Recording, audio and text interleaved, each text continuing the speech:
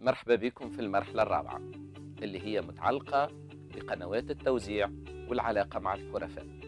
شفنا قبل البي ام سي وأجزاء التسعة، وركزنا على شرائح الحرفاء وركزنا على القيمة المقدمة للحرفاء. في المرحلة هذه باش نشوفوا كيفية الوصول وتوصيل المنتوجات والخدمات للحرفاء، قنوات التوزيع، ومش نشوفوا أيضا العلاقة مع الحرفاء، كيف سنربط علاقات مع الحرفاء متاعنا.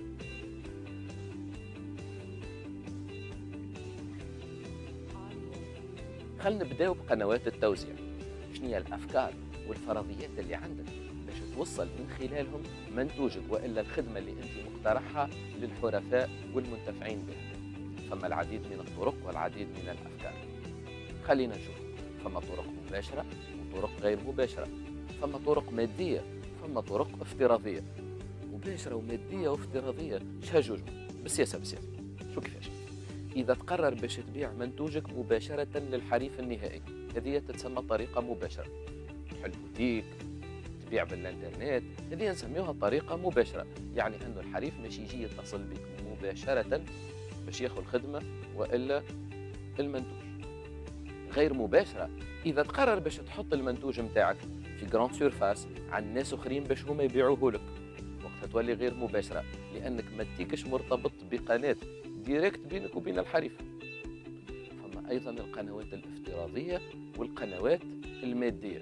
قنوات مادية معناها حانوت، ديبو، اللي تحب انت حاجة مادية ملموسة. قناة افتراضية كما نقولوا مثلا موقع للبيع عن طريق الانترنت. ماني سكريم تاع خونا الطاهر، قناة مباشرة ولكنها افتراضية. ترافل تو دو مثلا، تنجم تشري من السيت ويب نتاعها، افتراضية مباشرة. كما تنجم تمشي لليزاجونس وتشري من عندها، مادية مباشرة كيف لأنهم في ارتباط مباشر مع الحريف. لكن مثلا المنتوجات اللي تخلي السلعة نتاعها في لي جراند سيرفاس كارفور وكذا، هذوكم يتسموا غير مباشرة. يلزمك تفكر، لأنه القرار هذايا عليه تبعات في العلاقة مع الحريف وفي التكلفة. كيفاش في التكلفة؟ أي سيدي، كيف تبيع مباشرة للحريف نتاعك؟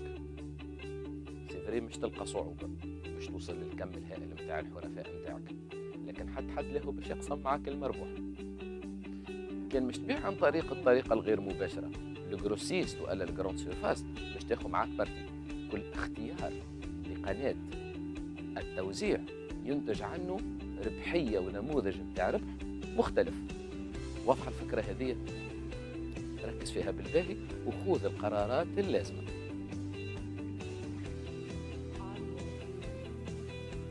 اخترت القناة نتاع التوزيع نتاعك، اسمع يهديك، ما تجيش تقول لي باش نعملها من القنوات الكل ونشد العباد الكل وفيرتويال ومباشر وعلى بعضه. واحنا ماذا بينا اذا عندنا القدرة، ولكن لازم تعرف انه التكلفة نتاع القنوات هذه تنجم تعيق تطور المشروع نتاعك. هذاك علاش التجارب والخبراء يقولوا انه من الافضل انك تركز على الشريحة ذات الاولوية اللي حكينا عليها في الحلقة الفارطة، وانك تختار القناة اللي انت متمكن منها وقادر على التحكم فيها من حيث التكلفة والنجاعة. من حيث التكلفة معناها تكون داخلة في البزنس موديل اللي انت باش تقدمه، ومن حيث النجاعة انها توصلك للحرفاء اللي تحب عليهم بطريقة مباشرة او غير مباشرة، ولكن في اقرب الاجال وباحسن التأثير. وشفت هالعلاقة هذه ما بين شريحة الحرفاء والقناة متاع التوزيع، راهي تستوجب منك التجربة وتستوجب منك أنك تفهم حرفائك وتصرفاتهم عند الشراء بطريقة جيدة لاختيار القناة المناسبة.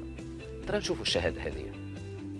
Mehdi Merabet, je suis consultant auprès de Impact Partners, chargé du volet commercial, du développement commercial de CIFEA, qui est le centre intégré de formation d'élevage apicole, qui produit le miel El Melika, qui depuis 2015 et 2016 عملوا une production de miel bio donc qui a atteint entre ما بين طرنات ونص وثلاثة طرنات واللي comme c'est un centre intégré donc باش يكون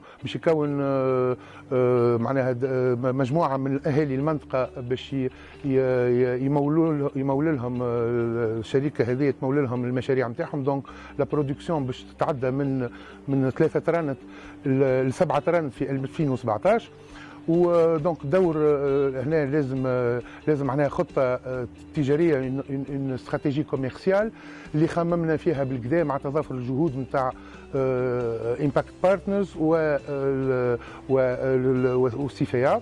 Et donc on a visé, on a étudié le marché, خدينا فكره ولقينا اللي عندنا 4 سيجمون.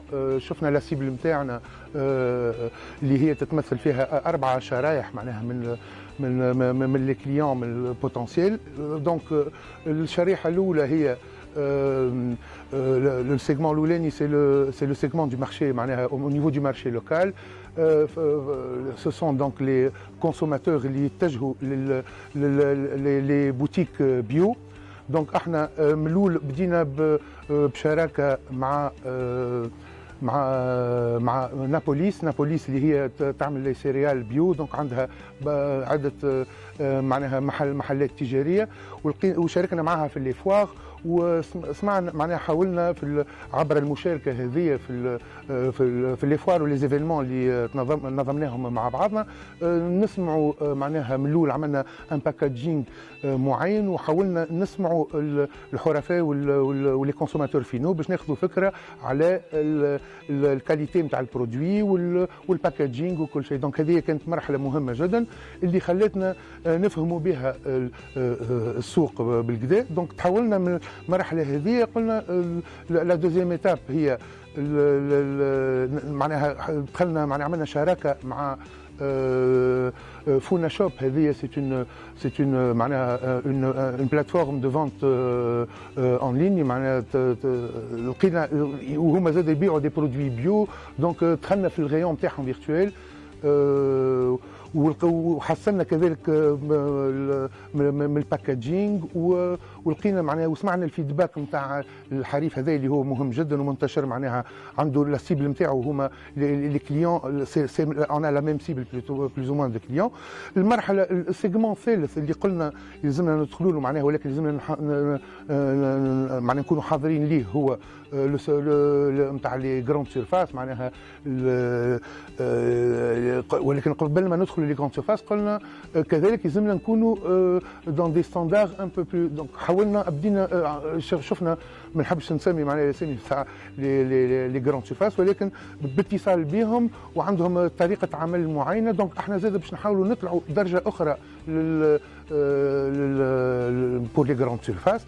والشريحه الرابعه واللي هي اهم على خاطر فيو لا كونتيتي معناها كي سورا برودويت كي فا ايفولوي من 2017 من 7 طرانات الى 14 طرانات. دونك التصدير باش يكون هي المرحله الثالثه. وفي هذا الاطار دخلنا باتصال مع مجموعه من الخبراء اللي هما باش يعاونونا في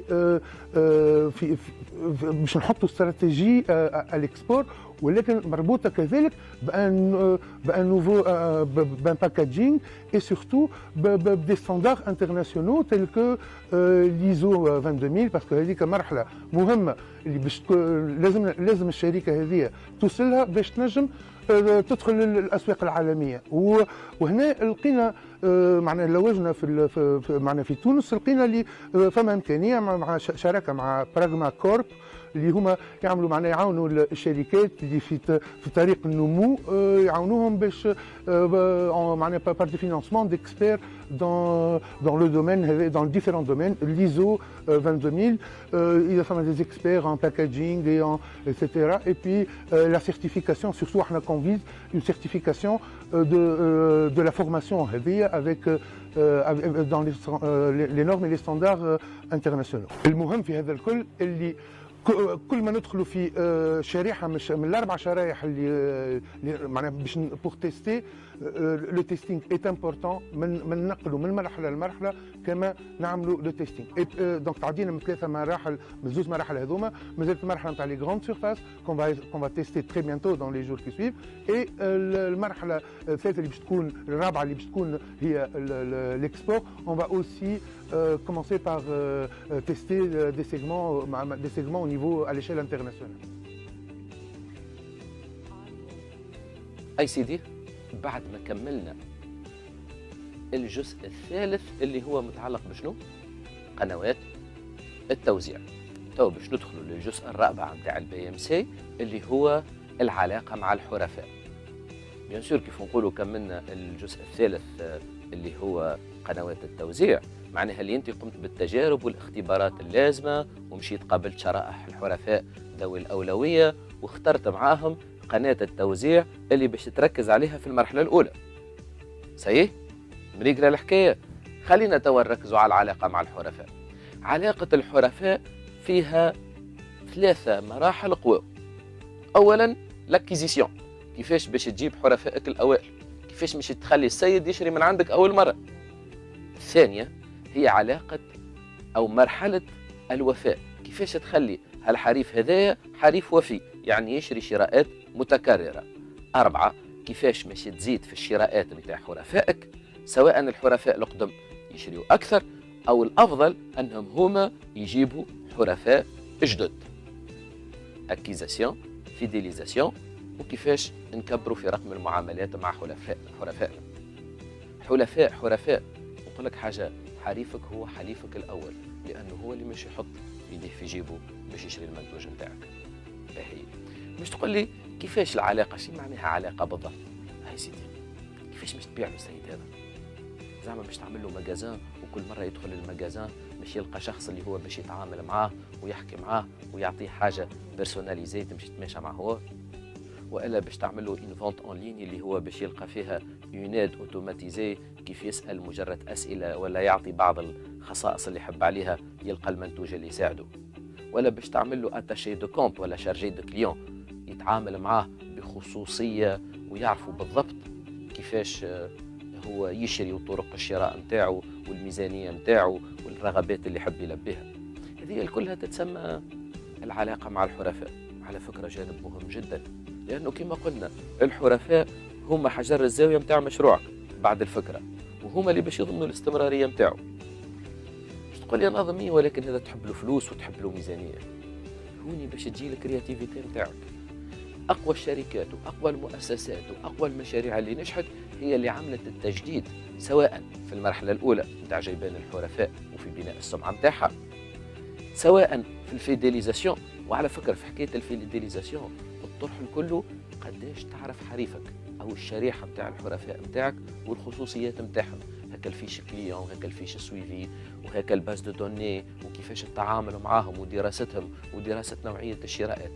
وبعدين ما تخافش، اذا بنيت سمعه صحيحه وخليت حرفائك اوفياء، حتى الحرفاء نتاعك مش يوليو سفراء ليك انت ويوليو يبيعوا لك هما.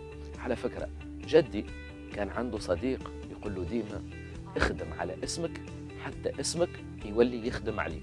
هذه هي السمعه والنوتوريتي نتاع المرحله الاولى، واسمك يولي يخدم عليك، معناها الناس اللي تتعامل معك من جهه تولي وفيه، ومن جهه اخرى باش تعاونك في الحصول على حرفاء اخرين.